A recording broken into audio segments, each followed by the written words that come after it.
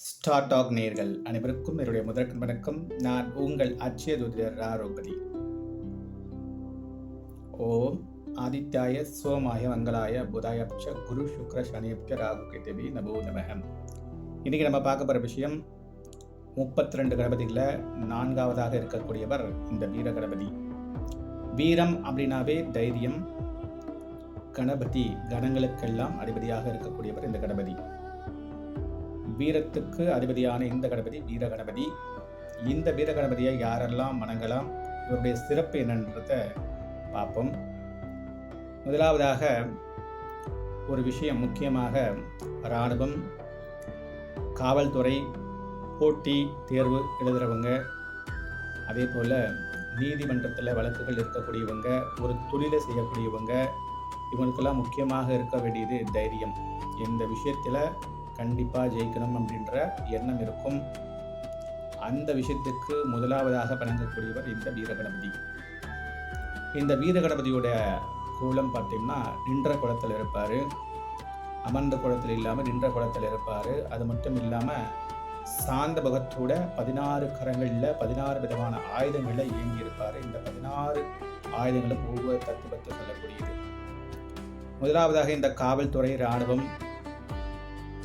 நீதிமன்றம், தொழில், ஏதாவது ஒரு தொழில் செய்யக்கூடியவங்க, மக்களோட தொடர்பு இருக்கக்கூடியவங்க, ஒவ்வொரு நாளும் மக்களுடைய குறைகளோட நிவர்த்தி செய்யக்கூடிய பணியில் இருக்கக்கூடியவங்க. அப்படி இந்த மக்களுடைய குறைகளை நிவர்த்தி செய்யக்கூடிய பணிகளில் இருக்கக்கூடியவங்க முக்கியமாக 16 விஷயங்களை கண்டிப்பாக ஃபாலோ பண்ணணும். இந்த 16 விஷயங்களை சமநிலைப்படுத்தக்கூடியவர் தான் இந்த வீரகணபதி. ஒரு தொழில் செய்கிறோன்னா அதில் 16 விஷயங்கள் இருக்கணும். அதே மேலே ஒரு காவல்துறை, இராணுவம், இது போல் மக்களோட தொடர்புடைய பணிகளில் இருக்கக்கூடியவங்களுக்கு இந்த 16 விஷயங்கள் அனுகூலமாக இருக்கணும். அதற்கு வணங்கக்கூடியவர் தான் இந்த வீரகணபதி.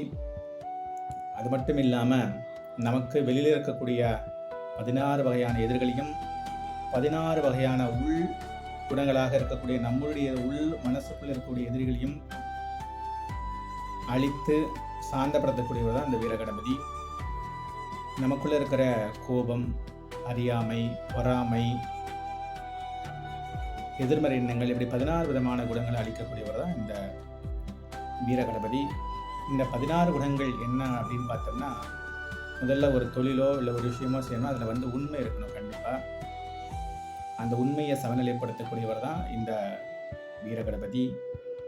இந்த 16 குணங்கள் உண்மை, தர்மம், தைரியம், கருணை, பொறுமை, பணிவு, ஒழுக்கம், மன்னிக்கும் குணம், நன்றி உணர்வு, அன்பு, தியாகம், விவேகம், தன்னம்பிக்கை, அடக்கம், உழைப்பு, பக்தி. இந்த 16 விஷயங்கள் கலந்து இருக்கக்கூடியது தான் நம்மளுடைய தொழில் இருக்கும். கண்டிப்பாக இந்த 16 விஷயங்களை நமக்கு சாதகமாக அருள் புரியக்கூடியவர் தான் இந்த வீரகணபதி. முக்கியமாக ஒருத்தவங்க போட்டித் தேர்வு எழுதுகிறாங்கன்னா இந்த வீரகணபதியை வணங்கிட்டு போகிறது மிக சிறப்பான விஷயம். அதுக்கு அடுத்தது அவங்களுடைய இஷ்ட தெய்வத்தை வழிபடுவது மிக சிறப்பான விஷயம். அதே போல் காவல்துறை, இராணுவம், விளையாட்டு வீரர்கள், ஏதாவது ஒரு போட்டிக்கு போகிறவங்க, நீதிமன்றத்தில் வழக்கு இருக்குது, அதில் உங்கள் பக்கம் நியாயம் கண்டிப்பாக இருந்தால் எந்த ஒரு தெய்வத்தை வணங்குவதற்கு முன்பாக இந்த வீரகணபதியை வணங்கிவிட்டு அடுத்ததாக உங்களுடைய இஷ்ட தெய்வத்தை வழிபடுவது மிகவும் ஒரு சிறப்பான விஷயம். ஸோ இந்த வீரகணபதியோடைய நாமங்களை உச்சரிப்பது, அதே போல் வீரகணபதிக்கு உகந்ததாக கருதப்படக்கூடிய சதுர்த்தி நாள், செவ்வாய்க்கிழமை, வெள்ளிக்கிழமை, சங்கடஹர சதுர்த்தி, இந்த நாட்களில் இந்த பிள்ளையாருக்கு அருகம்புல், எருக்கம்பூ இதை வைத்து இந்த பிள்ளையாருக்கு வழிபாடு செய்யலாம். நீங்கள் இது சம்பந்தப்பட்ட, முக்கியமாக விளையாட்டுத்துறையோ, காவல்துறை, இராணுவம் சம்பந்தப்பட்ட இல்லை வழக்குகள் சம்பந்தப்பட்ட விஷயத்திற்காக செல்வதற்கு முன்பாக இந்த வீரகணபதியை வணங்கிவிட்டு செல்வது மிகவும் சிறப்பான ஒரு விஷயம். மற்றும் ஒரு சந்தர்ப்பத்தில் வேறு ஒரு நிகழ்வை பார்ப்போம். அடுத்தடுத்ததாக வெவ்வேறு விஷயங்களை பார்ப்போம்.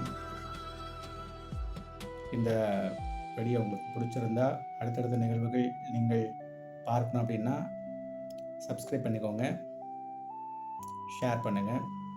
நன்றி, வணக்கம்.